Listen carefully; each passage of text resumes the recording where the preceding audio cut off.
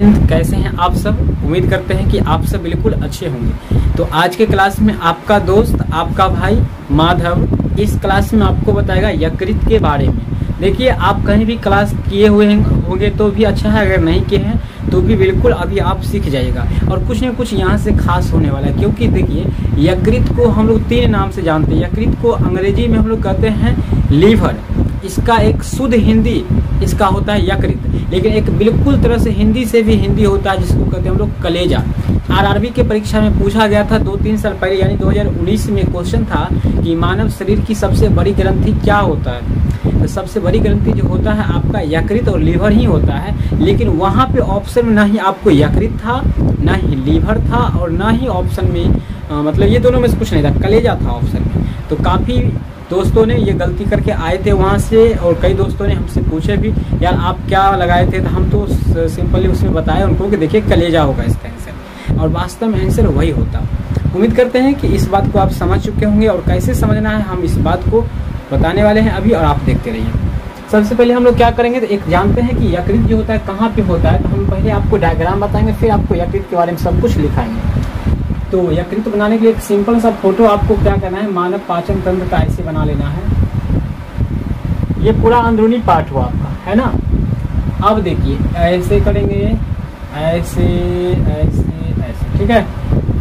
देखिए ये जो होता है यहाँ पे, ये गाजर के आकार का होता है, इसको हम लोग कहते हैं अग्नाशय, और इसी के इधर जो होता है वो होता है आपका यकृत, है ना।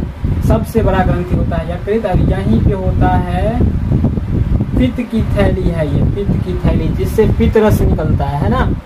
और ये है आपका अमाशय, और यहाँ से आपको ऐसे बनाना है फोटो में, ऐसे कर देना है, ऐसे ऐसे ऐसे, और यहाँ से ऐसे ऐसे। ये आपका ग्रसनी है, यहाँ तक हो गया, ग्रसनी को कहेंगे इसको हम लोग। और ये पूरा है आपका ग्रास नली, ठीक है।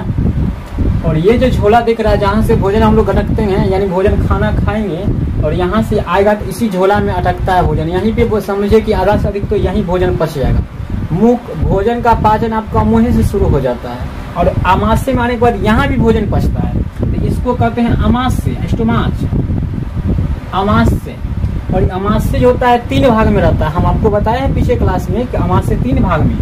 पहला भाग को कहते हैं कार्डियक, कार्डियक। दूसरा भाग को कहते हैं फुंडिक, ये हो गया कार्डियक, कार्डियक हो गया, ये हो गया आपका फुंडिक, ठीक है।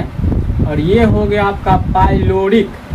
बड़ा मस्त क्लास है। देखिए इससे जो है ना, फुंडिक से फुंड निकल जाता है, इससे जठर रस, और जठर रस निकलता है, सरिस्मा निकलता है, और इसी से HCl अम्ल निकलता है। HCl अम्ल कहने का मतलब हुआ कि हाइड्रोक्लोरिक अम्ल, HCl हाइड्रोक्लोरिक अम्ल, जिसको हम लोग कहते हैं एसिड। अम्ल को इंग्लिश में क्या कहते हैं, एसिड। चलिए प्यारे दोस्तों, आप समझ रहे होंगे इस बात को। ये अमाशय जो होता है 3 भाग में बटा रहता है। जब भोजन यहाँ पे पहला भाग में आएगा तो भोजन अम्लीय हो जाता है, क्योंकि एसिड का मतलब होता है अम्ल। अम्ल का स्वाद होता है कैसा, खट्टा, खट्टा बोले तो खट्टा।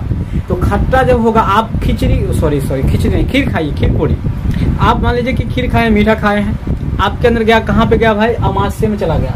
अमाशय में कौन सा गैस निकलेगा, गैस नहीं, कौन सा अम्ल, HCl अम्ल निकलेगा। वो भोजन को क्या कर देगा, खट्टा बना देगा, अम्लीय।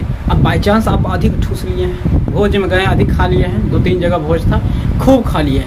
अब जब आपको भर गया, यहाँ तक खा लिए, लोग कहता है यहाँ तक खा लिए हमको, यहाँ तक पेट भर गया। अरे ऐसा बात नहीं होता है, यहाँ तक थोड़ी खाते हैं, ठीक है। अरे खाते हैं तो यहाँ से नीचे आगे लगता है कि यहाँ तक भर गया पूरा, अब उल्टी हो जाएगा।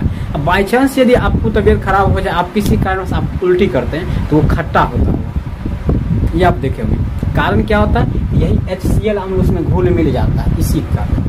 अब ये जो है आपका अग्नाशय है भाई साहब, ये अग्नाशय। अग्नाशय का मतलब होता है कि इसी में इंसुलिन की कमी से जो होता है, इंसुलिन की कमी से मधुमेह, चिनिया रोग होता है। और एक बात जानते हैं, चिनिया रोग कैसे होगा, आपको पहचान बताते हैं, लक्षण बताते हैं। कहीं डॉक्टर साहब यानी घरों पर पता कर लीजिएगा। अगर किसी को डायबिटीज हो है, चिनिया बीमारी होल है, तो जहाँ पर वो 1 नंबर जाएगा, 1 नंबर समझ रहे होंगे, जहाँ पे वो जाएंगे पेशाब करने के लिए, वहाँ करने के बाद अगर उस पर चींटी लगता है, अगर बार वो देखे तो वास्तव में वहाँ चींटी लग रहा है, तो समझिए उसके शरीर में इंसुलिन की मात्रा बढ़ गया और कम हो गया है, और मतलब इंसुलिन की कमी से उनके मतलब शुगर की लेवल थोड़ा बढ़ा हुआ, अब उसको मतलब डायबिटीज हो गया है, उसको जांच करवाना चाहिए, दवा लेना चाहिए। ठीक है, चलिए ये सब समझ लेंगे। ये है भाई साहब यकृत, लीवर, कलेजा, इसी को कहते हैं। ये कितना होता है? 1.5 kg का होता है, 1.5 kg नहीं, 1.5 kg का। यकृत कितना kg का होता है जी? तो 1.5 kg का। आपको पूछा जाएगा ऑब्जेक्टिव में सवाल। और ये कैसा कलर का होता है जी? तो लाल या भूरा कलर का होता है, लाल या भूरा कलर का। मानव शरीर का सबसे बड़ा ग्रंथि, मुर्गा लेने के लिए गए होंगे, खस्सी बकरी खरीदने जाते होंगे, जब मीट उसका, तो उसमें देखते होंगे हमको कलेजा दिएगा, कलेजा कत्थक या भूरा कलर का होता है, बड़ा अजीब सा होता है, लोग उसी को खरीद के बहुत चावल खाते हैं। तो ये खैर इस बात को, अब आपको लिखने की बारी आया है तो आप लिख सकते हैं, हम बोले या फिर लिख देते हैं, आप इसको छापिए। यकृत, मानव शरीर की सबसे बड़ी ग्रंथि को यकृत कहते हैं, इसे कलेजा, इसे लीवर इंग्लिश में कहा जाता है। इसका वजन 1.5 kg होता है, इसका रंग लाल या भूरा होता है, यह अमाशय के नीचे थोड़ा इधर साइड में व्यवस्थित होता है, इसमें पित्त की थैली होता है, पित्त से पित्त रस का निर्माण होता है, अर्थात पित्त रस निकलता है। कंप्लीट हो गया। अब हम पढ़ेंगे अग्नाशय के बारे में भाई। तो अग्नाशय से क्या होता है? अग्नाशयी रस निकलता है, पैनक्रेटिक जूस, अग्नाशयी रस, अग्नाशयी रस, ये चीनी को पचाने का काम करता है जी, याद रखिएगा। इंसुलिन की कमी से ही होता है इंसुलिन नामक बीमारी, यानी डायबिटीज होता है। तो ये अग्नाशय से निकल गया अग्नाशयी रस, और ये क्या करता है? भोजन पर क्रिया करता है और भोजन को पचाने का काम करता है। आंत्र रस, ये आंत होता है, आंत से थोड़ा कुछ न कुछ रस निकलता है, जो भोजन को पचा के सटा करके क्या करता है? उसको मल के रूप में ला देता है, और वो फिर साहब भाई आगे बढ़ेगा तो यहाँ पे होगा बड़की आंत, लार्ज इंटेस्टाइन, ध्यान से समझिएगा, ये लार्ज इंटेस्टाइन होगा। हम थोड़ा यहाँ फिगर बना दिए, आप लोगों को दिखा रहे हैं। यहीं पे भाई साहब अपेंडिक्स भी होता है ना,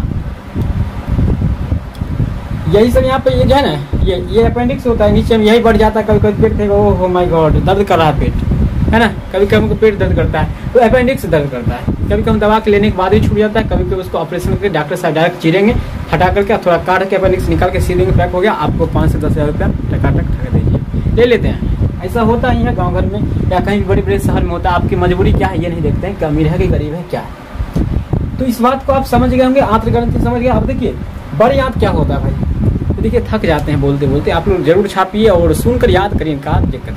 देखिए बड़ी आंत क्या होता है? तो ये होता है बड़ी आंत, ये मानव शरीर की मतलब आहार नाल की दूसरा सबसे बड़ा भाग होता है। आहार नाल का सबसे बड़ा भाग होता है छोटी आंत, और छोटी आंत के बाद बड़ी आंत होता है आहार नाल का सबसे बड़ा भाग। आहार नाल में क्या होता है? जल का अवशोषण होता है, जल सुखा के चला जाता है किडनी में, वृक्क में गया, वृक्क में, अब वृक्क से हम लोग 1 नंबर के माध्यम से निकाल देते हैं, है ना।